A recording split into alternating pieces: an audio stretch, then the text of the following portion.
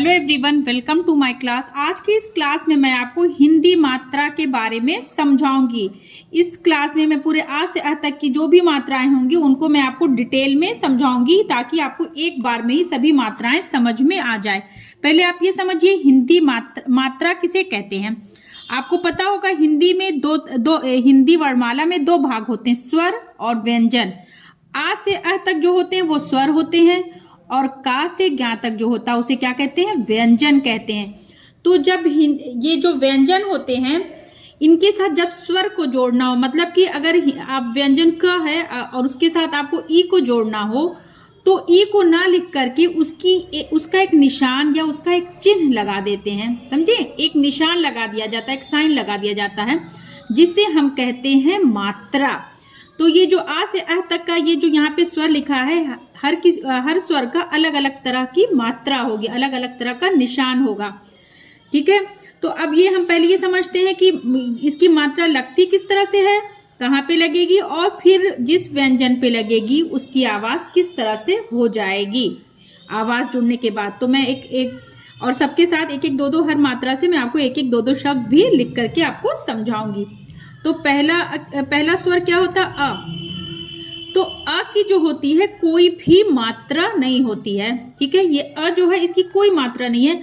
जो भी व्यंजन आप पढ़ेंगे आप खुद उसको बोल के देखिए, उसमें आपको अ का जो है साउंड मिलेगा, क, ख, ग, घ, ठीक है। तो ये आ जो है हर व्यंजन के साथ जुड़ा होता है। तो कोई भी बिना मात्रा वाला अगर शब्द है तो उसमें जो है आपको आ की मात्रा मतलब छोटा आ जिसे कहते हैं उसकी आवाज मिलेगी। जैसे इससे कुछ शब्द हम यहाँ लिखते हैं, कब, क, बा, कब, कल।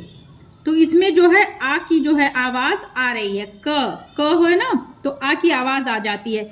ये है आ जिसे हम क्या कहते हैं, बड़ा आ, ठीक है। तो इसकी मात्रा अक्षर के आगे कुछ इस तरह से देखिए लगेगी। अक्षर के आगे ऐसे एक सीधी लाइन लगा दी जाती है। अगर ये सीधी लाइन लग गई है तो इसका मतलब है कि अब जो है ये उस व्यंजन के साथ आ की आवाज जुड़ गई है, आ भी लग गया। जैसे क है, ये क से अब क्या हो जाएगा, इस पे आ की मात्रा लग गई, हो गया का।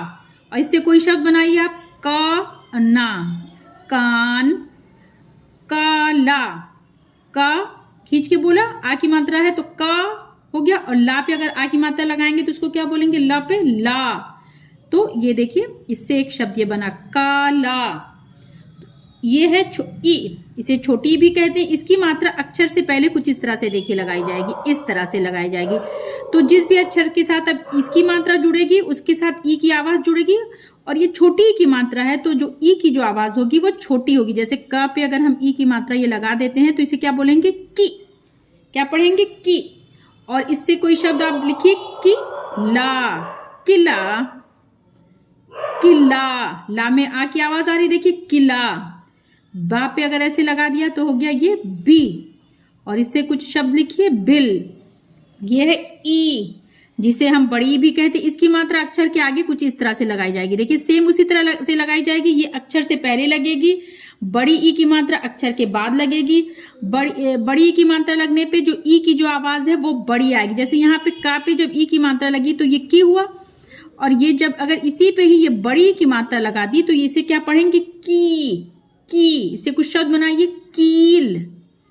खींच के बोल रहे हैं ना, ये जैसे किल, किला। और इसको बोला जा रहा है कील। किसी और शब्द पे लगाते हैं, देखिए अक्षर पे गा पे अगर लगाते हैं, गी बोला जाएगा, गी नहीं बोलेंगे, गी। ला पे आ की मात्रा अगर लगाएं तो ये बना कील, यहाँ पे गीला। ये है उ जिसे कहते हैं छोटा ऊ भी कह सकते हैं या ऊ भी बोल सकते हैं, उ। तो इसमें क्या है, जो ऊ की आवाज आएगी वो छोटा ऊ है ना तो छोटी आएगी, उ। जैसे का पे अगर आप लगा दिए तो इसे बोलेंगे, ऊ की मात्रा देखिए इस तरह से लगेगी अक्षर के नीचे, कु बोला जाएगा, कु। इससे कुछ शब्द लिखिए, कूला, कुल। चा पे अगर लगाए हैं आपने तो चू ना, चुन, ठीक है। यहाँ पे कुछ और भी मात्रा, यहाँ पे मैंने सभी व्यंजन अक्षर लिखे हुए हैं जिससे मात्रा बनेगी, ठीक है। ऊ, ये छोटा ऊ मैंने बताया, ये है ऊ जिसे बड़ा ऊ कहते हैं। इसकी मात्रा अक्षर के आगे कुछ इस तरह से लगेगी, नीचे, सॉरी। और जब इसकी मात्रा अगर ऊ की लग गई तो अब इसका मतलब है कि ऊ का साउंड जुड़ेगा अक्षर पे। ये देखिए, ये क पे अब ये ऊ की अगर आवाज लगी तो इसको बोलेंगे कू। यहाँ पे जब छोटे ऊ की मात्रा लगी थी तो हम इसे बोल रहे थे कू। अब बड़ा ऊ की मात्रा लगी तो इसे बोलेंगे कू। इससे कुछ शब्द बनाइए, कूट। ठीक है, टा लिख दिया तो हो गया कूट। ला में अगर ये लगा दिए, लू खींच के बोलेंगे, ऊ की जो आवाज आएगी वो बड़ी आएगी, बड़ा ऊ की मात्रा, लू टा लूट। ठीक है, ये है री। इसकी मात्रा अक्षर के नीचे कुछ इस तरह से देखिए लगी जाती है। री में जैसे ये बना है ना, उसी तरह से सेम ऐसे अक्षर के आगे लगाएंगे। जैसे क में अगर हम लगा दे रहे हैं री की मात्रा, देखिए ये री की मात्रा लग गई। अब इसकी आवाज जुड़ गई री की, इसमें क से क्री हो गया, क्री। और शा अगर यहाँ पे लिख दिए तो इससे क्या बना शब्द, कृष, कृष।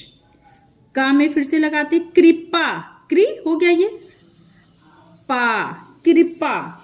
ये है ए की मात्रा अक्षर के ऊपर कुछ इस तरह से देखिए लगेगी, ऐसे लगेगी, अक्षर के ऊपर लगेगी। जैसे आप ये ए है ना, तो ए की मात्रा जैसे यहाँ पे का पे लगा दिया, अब ये ऐसे ऊपर लगेगी, के।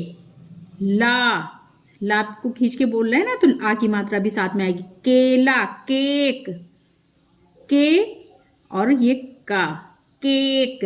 तो समझ में आ रहा है किस तरह से आवाज बदल जा रही है। ये जो है जिस भी व्यंजन की मात्रा लगाएंगे, जिस भी व्यंजन पे मात्रा लगेगी, उस व्यंजन के साथ अब उस स्वर की आवाज जुड़ जाएगी। ए की मात्रा लगी तो ए की आवाज जुड़ेगी। ये है ए। इसकी मात्रा अक्षर के ऊपर ऐसे दो लगती है, देखिए ए की एक लगती है, ए की दो लगती है। अब ये का पे अगर ए की मात्रा लगा दिया तो ये हो गया कै, कै हो गया। ए की आवाज जुड़ी ना तो ए की तरह हो जाएगा कै।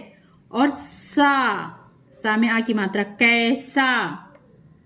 पा पे अगर लगाएंगे तो ये हो जाएगा पै। और रा, पैर। ये है ओ की मात्रा अक्षर के ऊपर ऐसे ही लगेगी सेम, लेकिन ये जो मात्रा एक सीधी लाइन के साथ लगेगी। ओ में ये सीधी लाइन है ना, तो उसके साथ ही लगेगी। जैसे का पे अगर हम लगा रहे हैं ओ की मात्रा तो ये इस तरह से लगेगी, ये समझ रहे हैं, एक सीधी लाइन के साथ ये मात्रा लगेगी। तो इसे अब क्या बोलेंगे, को हो गया। ये ओ की जो आवाज है अब वो का के साथ जुड़ गया तो ओ है, तो का पे ओ की मात्रा लगी तो हो गया को टा। आगे टा लिखेंगे तो कोट। चा पे अगर ऐसे हम ओ की मात्रा लगा दे रहे हैं तो ये हो गया चो। और ये रा, चोर। ये है औ। तो औ की मात्रा भी उसी तरह सेम लगती है, अक्षर के ऊपर इस तरह से लगेगी, दो लगेगी। ठीक है, और ये एक सीधी लाइन पे लगेगी। ए की मात्रा अक्षर के ऊपर एक लगती है, ए की अक्षर के ऊपर दो लगेगी।